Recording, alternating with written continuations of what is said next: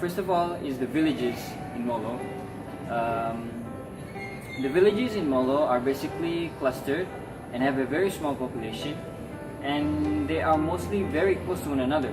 Now this is shown in the story on how the posters, the advertisement for the cinema was done by distributing posters on the back of a tree shop.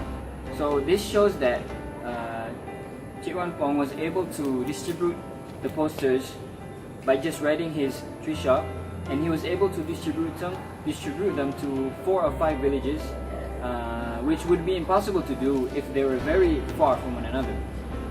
And also the villages, there is the existence of a market for buying and trading and selling, which is shown in the story when Ings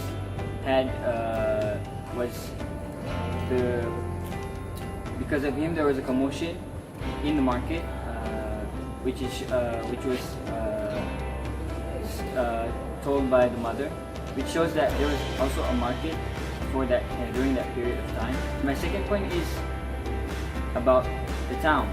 Now, first of all, the town has a very strategic location because the towns are very close to the villages.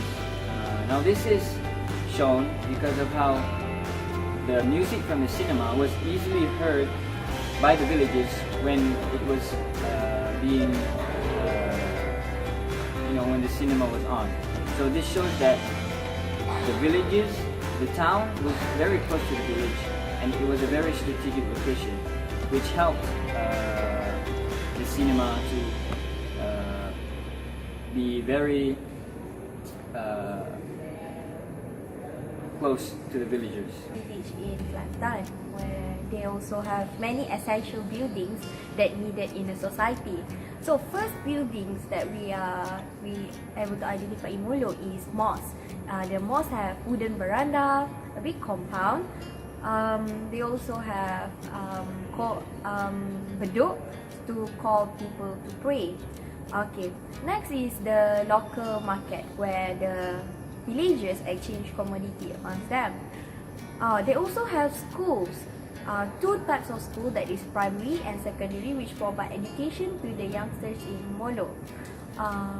The most important, they also have this local alim pondok, where the local alim stay and teach religious studies to the people. Last but not least is cinema. Cinema is very important in Molo as it's a source of entertainment in Molo. It was founded by Pak D. Samad, and the cinema is big, and they have 2 sections. It's quite airy too, and it's a wooden building.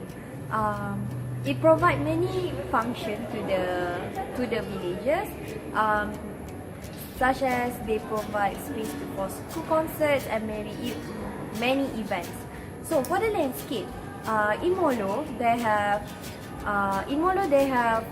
rambutan orchard. They have rubber tree farm.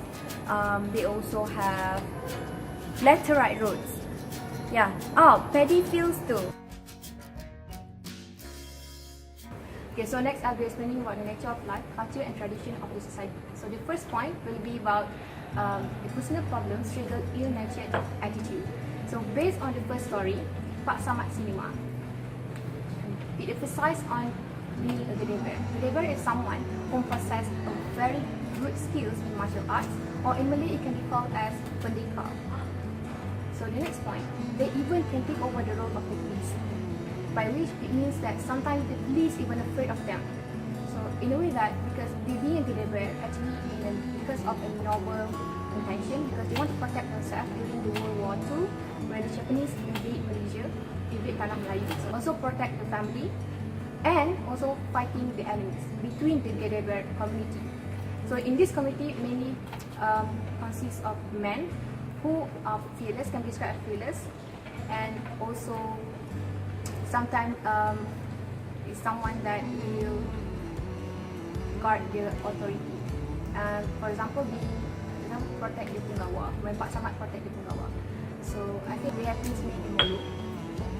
The society can be described as a community that willing to help each other, willing to help the unfortunate, and also the people who in need of their help.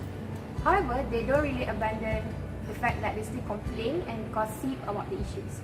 So for example, Ing, as the main character, is someone actually previous life, he is described as someone well-mannered and come from a rich family. However, because he indulged in gambling, has caused his always run in amok and actually disturbed his own family constitutions and also disturbed the harmonious society. So because of that, he lastly become poor. But however, especially the imam and the narrator mother willing to give money and also help him guide him to the right path. In Molo is that there is a division in the society. So in this case, the division in the society can be understood as a difference in terms of social or economic status, that certain people have certain prestige or a sense of authority.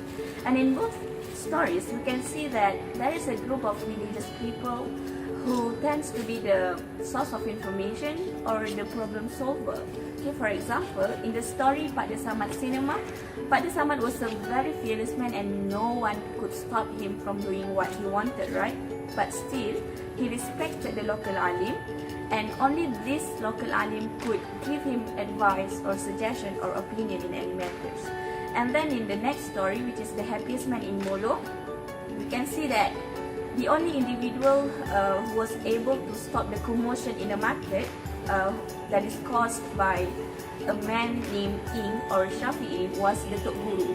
And the Tok Guru had the sense of authority to solve the problem in the community, and he had the only authority to use the kolah at the mosque for purpose other than ablution. So from these two examples, we can see that the local alim were highly respected and they were different from other common people in the community. And this is what I mean by there is a division in the society.